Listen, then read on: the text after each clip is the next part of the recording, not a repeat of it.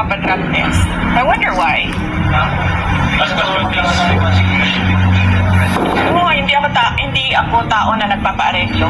Tsaka hindi ako tao na nabibili ng pera. Are you a threat now to national security?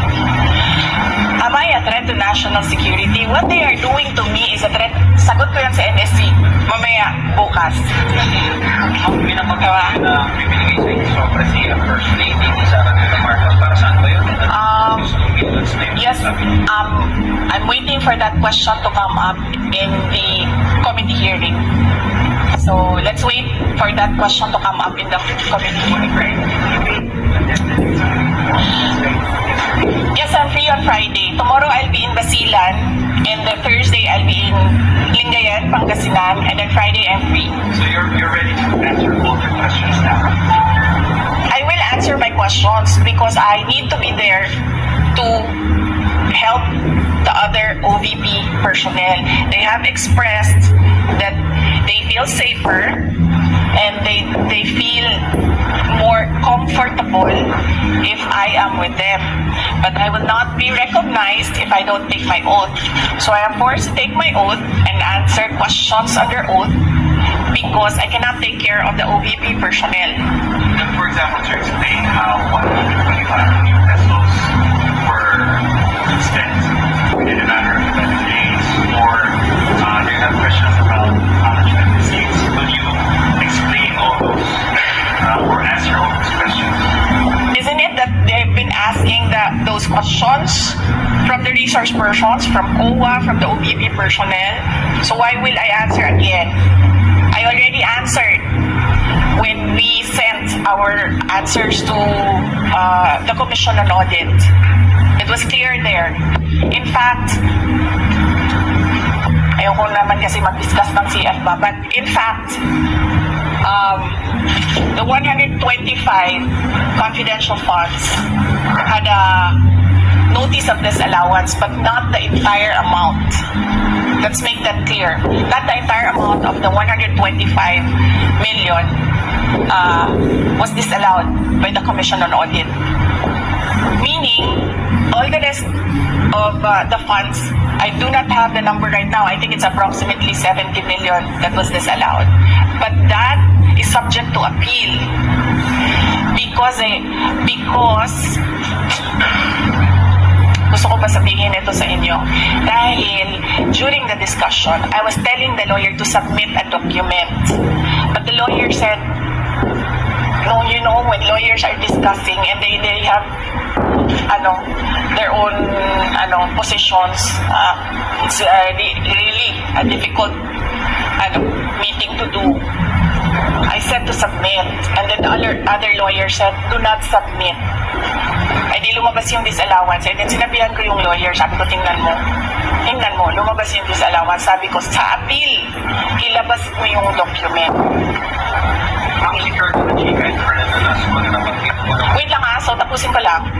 And then, so clear na yun. The first, second, and third quarters, undergoing audit. Merong AOM na sinasagot namin ngayon. Okay? For DepEd, the first and second quarters, may credit notice na yon. Ibig sabihin, cleared na ang buong pera. Diba? Ewan ko lang kung sinasabi ito ng mga congressman. Of course, hindi nila sinasabi, diba? Because they want to, present their own narrative. Tapos na yon.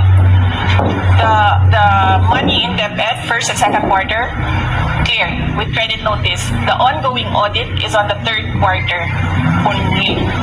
And it's ongoing. So you cannot question an ongoing audit. And you cannot audit the funds of any government office because that is the exclusive domain of the Commission on Audit. Bakit nag-audit ang ating mga congressman? Dapat sila gumagawa ng batas. Nakikita nyo?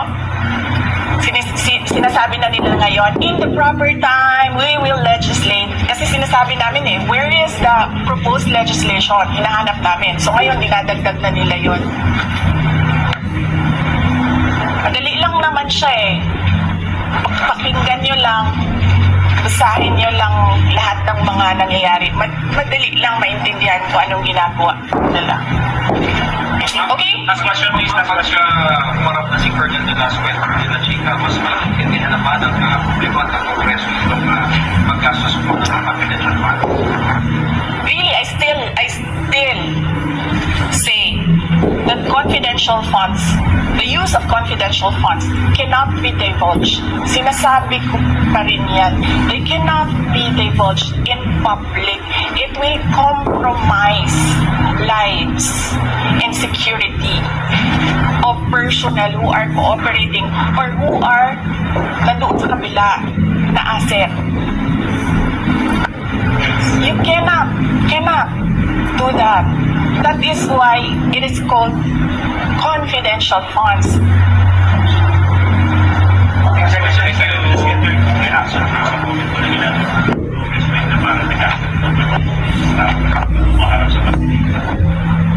Oo, kasi tineterrorize nila. Of course, magkakasakit talaga ang tao na hinaharas mo, tineterrorize mo.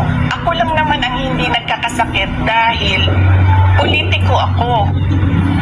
You can terrorize me and harass me all you want. It does not matter to me. Pero these are ordinary Office of the Vice President employees. They are not politicians. They are ordinary citizens. So, pag hinaras mo yan, terrorize mo yan, ganyan talaga mangyayari. Sinasabihan ko yung doktor kagabi, Dok, i-clear nyo yan na mag-attend ulit. Kung sa susunod, diretsong stroke na yan. Ngayon, swerte tayo, hindi na stroke, hindi na heart attack. But the family has a history of heart attack. Lahat ng kanyang ang parents and some relatives, heart attack lahat ang ikinamatay. So, ano ba? Papaupuin pa ba natin doon? Tapos antayin natin, ay, na-heart attack. Yes. Diba? So, yes. So, yes, Mr. Billionario, pahingi ng pera. Critics still they're saying Yes.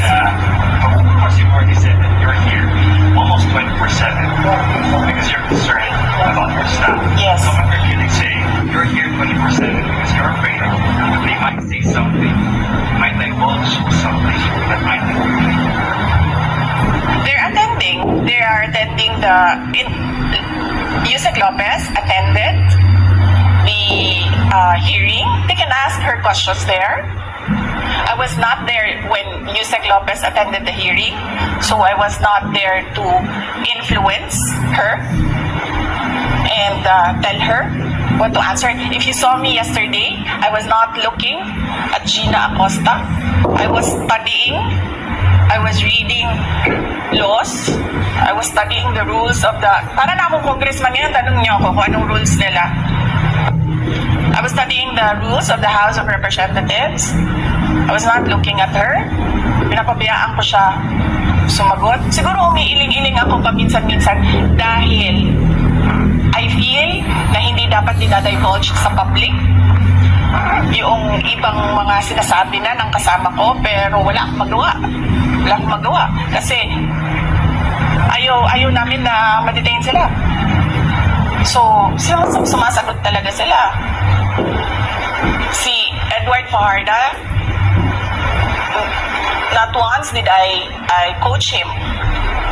Pero si Gina, I helped her with the term detail kasi she was trying to remember kung anong tawag nung isang tao na galing sa isang opisina, na nililipat sa isang opisina, and that is called detail. So I told her detail, and she said details.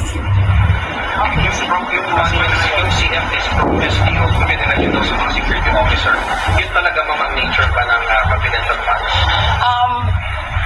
Yes, there is an SDO, and there is a security officer, and there is a head of agency. So, ako yung